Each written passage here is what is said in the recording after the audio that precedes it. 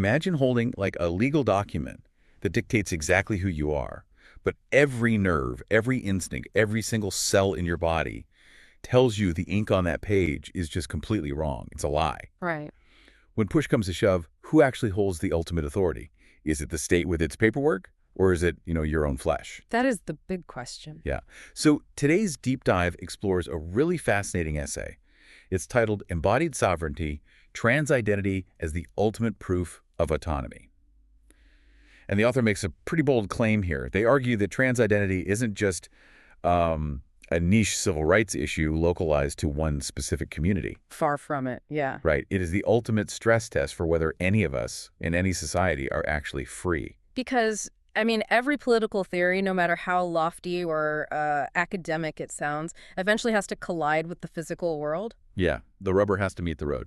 Exactly. It has to answer a very grounded question, which is, what does it mean to be free in the body? Not just, free in your mind or free on a legal ledger somewhere, but free in the literal physical fact of your own existence. The author basically posits that the body is the very first territory of freedom. Which is such a powerful way to frame it. But real quick, before we unpack the mechanics of how the author argues this, we need to set a very clear framework for you listening at home. Yes, definitely. Because this text touches on themes that are intensely debated, Right. Heavily politicized in our current culture. Yeah. So our approach today is strictly analytical. We are not here to take a political side, and we are not endorsing or condemning any of the viewpoints presented in the essay. Right, that's not what we're doing. Exactly. Our mission is just to impartially unpack the philosophical ideas contained in this source material, laying out the architecture of the author's logic so that you can fully understand the arguments and ultimately, make up your own mind. Precisely. And to start doing that, the author builds this architecture by making a really sharp distinction right out of the gate. They distinguish between true autonomy and what they term conditional freedom. Okay, let's unpack this. Conditional freedom. Yeah, so conditional freedom is defined as anything that depends on social validation or majority approval or like institutional recognition before you are permitted to actually exercise it. Which means it isn't actually freedom at all. Right. I mean, if you have to ask for it and someone holding the levers of power has to grant it to you, you aren't experiencing freedom. You are experiencing permission. A privilege, basically. Right, a privilege extended to those who comply with the terms set by the people in charge.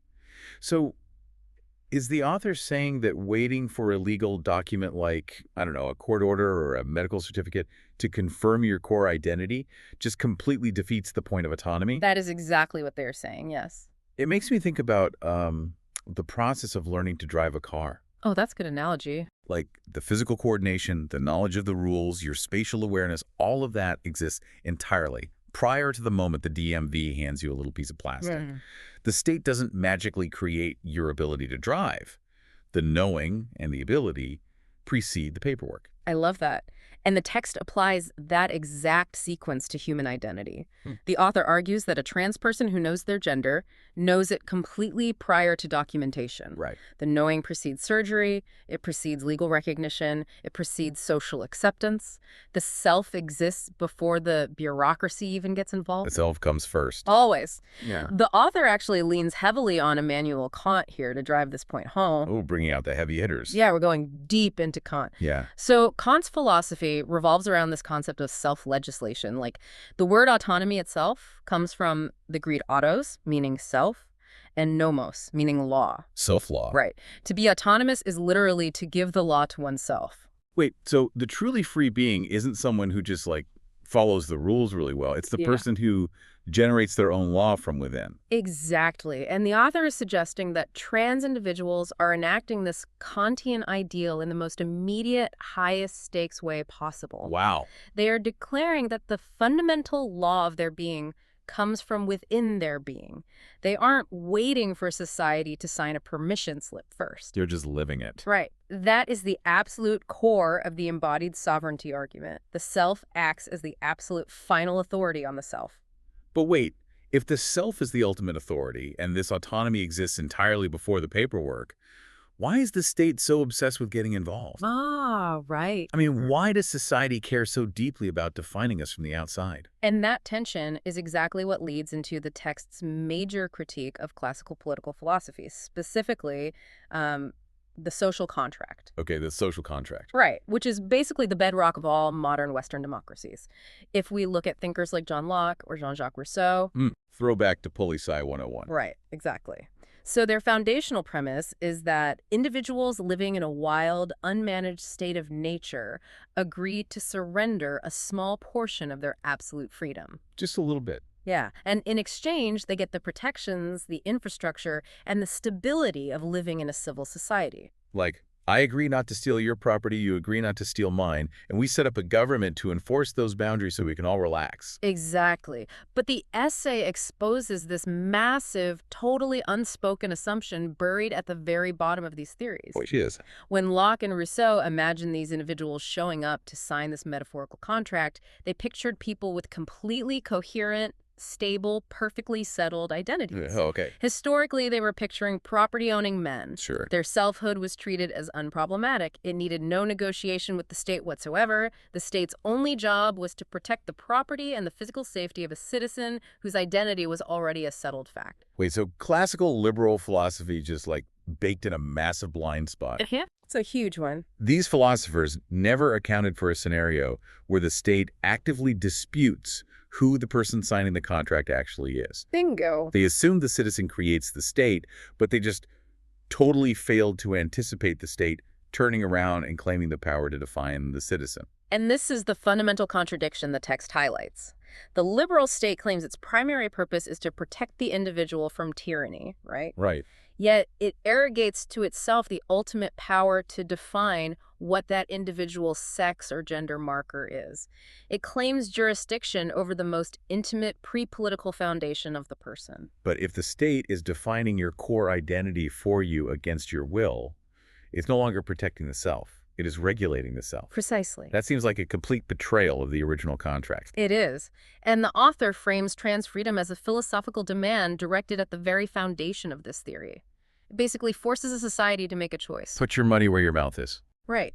Either extend the logic of self-determination to encompass the full self, including the body, or admit that the social contract was always just an instrument for managing and controlling people. Man, that is heavy. It really is. Let's look at how the individual pushes back against that management, though.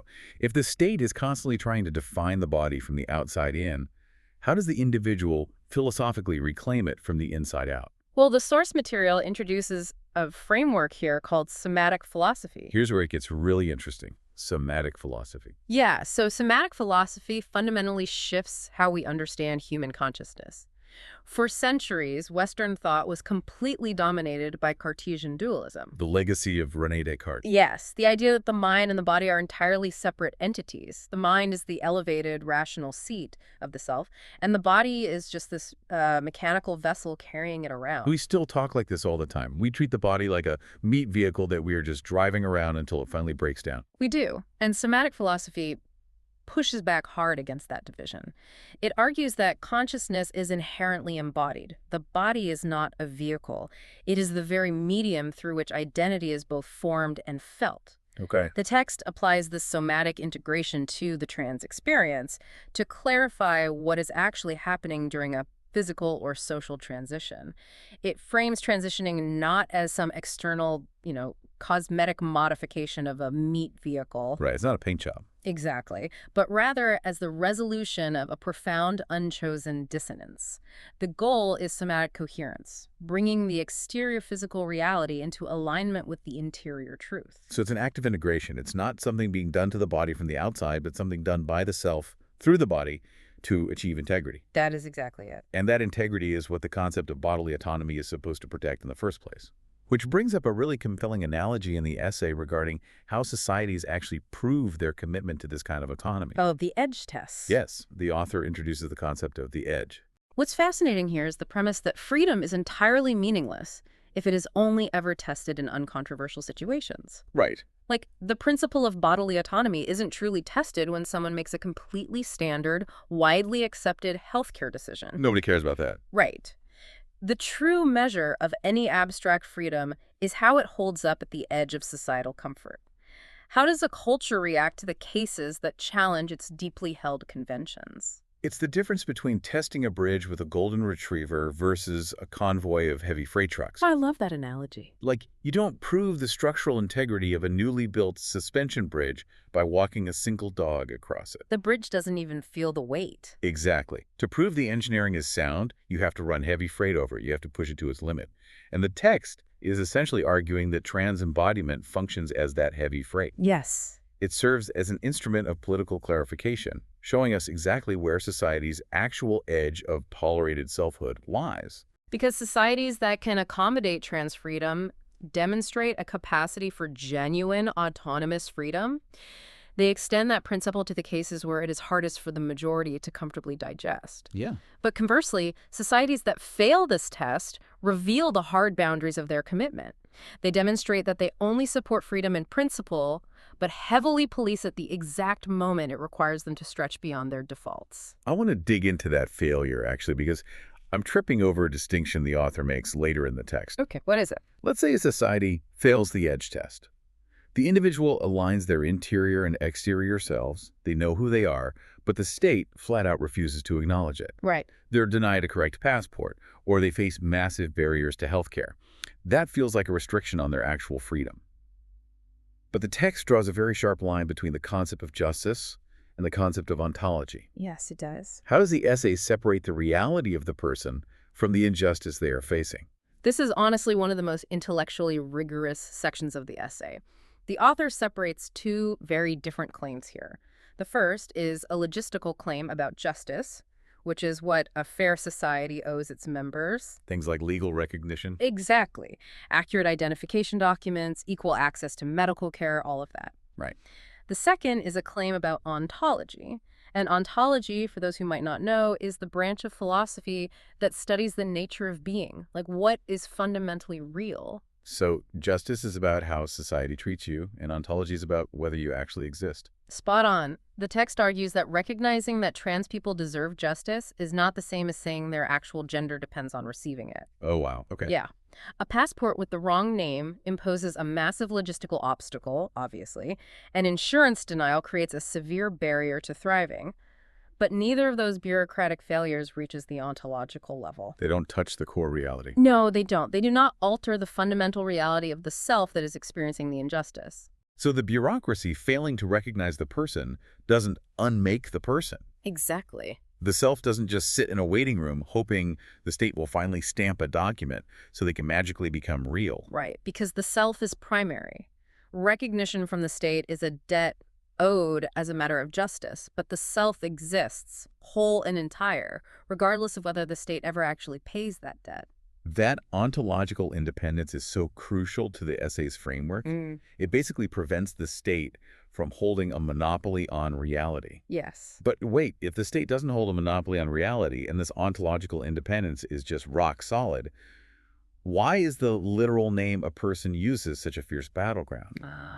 The source material spends a ton of time on the power of naming. At first glance, someone might look at a debate over pronouns or a chosen name and think, isn't this just a linguistic disagreement, just a difference in grammar preferences? Yeah, a lot of people say that. But the author shuts that interpretation down entirely. Completely.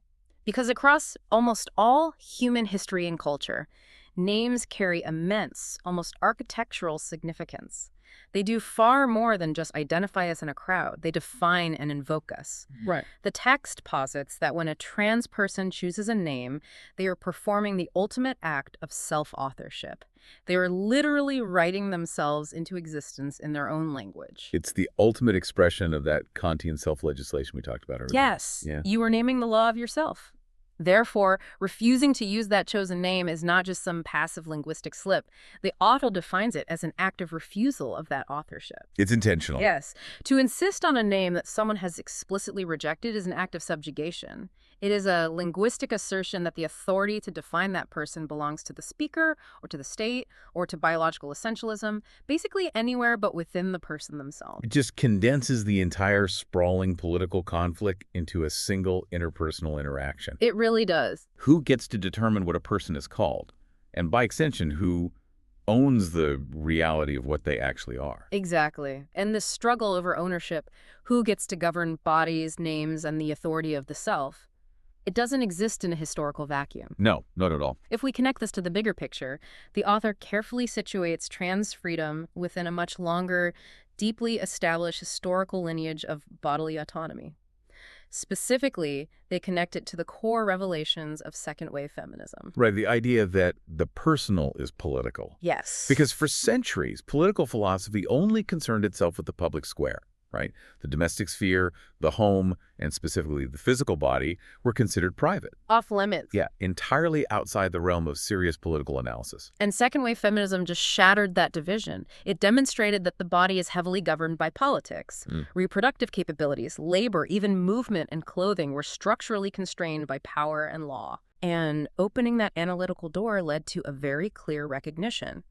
Control over gendered bodies is always a mechanism for broader political control. And the parallel the text draws here is incredibly sharp. It argues that the exact same historical logic that allowed patriarchal societies to police women's reproductive choices is the same logic currently being used to police trans bodies. The underlying mechanism is completely identical. Yeah. In both instances, an external authority, whether it is the state or religious institutions or patriarchal norms, claims the inherent right to define and delimit what a person is allowed to do with their own physical form. Wow. And they base that authority on a prior, externally imposed definition of what that body is supposedly meant for. So the author is stating that trans liberation isn't some new radical departure from feminist analysis. It is the inescapable logical extension of it. I mean, if a society fundamentally accepts the premise that women's bodies are not the property of the state or the property of a patriarchal system, then society is logically bound to ask if trans bodies are the property of a strict, state-enforced gender binary. You cannot philosophically hold one to be true without eventually having to accept the other. Right. The demand for sovereignty cannot logically stop at one specific demographic if the underlying principle of bodily autonomy is truly universal. It's all connected. So what does this all mean for you as you navigate the world? We've covered a massive amount of philosophical ground in this deep dive, moving from the DMV and driver's licenses to Immanuel Kant to the hidden flaws in the social contract and through the history of feminist thought. We've been everywhere. We really have. But if we synthesize the core arguments of this essay, the ultimate takeaway is basically this. Self-determination and bodily sovereignty are not just niche trans-specific values. They are the absolute bedrock of all human freedom. The trans community's persistence in simply being themselves, frequently against massive societal friction, is a lived, breathing demonstration of what true freedom has always required. And the essay leaves us with a pretty sobering mirror to hold up to society, too. It concludes that in places where trans freedom is suppressed, that suppression acts as a diagnostic tool. Meaning? It reveals that the broader society's concept of freedom was always conditional. It was always being managed from the top down, only ever offered to those who comfortably complied with the defaults, and who never forced the culture to test its own edges. Because freedom isn't what the state passively grants you. Freedom is what you insist upon for yourself, even when the state objects. Exactly right. Well, before we wrap up, I want to leave you with a final thought to ponder on your own. We've spent this time analyzing how this text views true autonomy as an act of profound self-authorship, completely independent of society's permission. Take a moment to look at the architecture of your own life.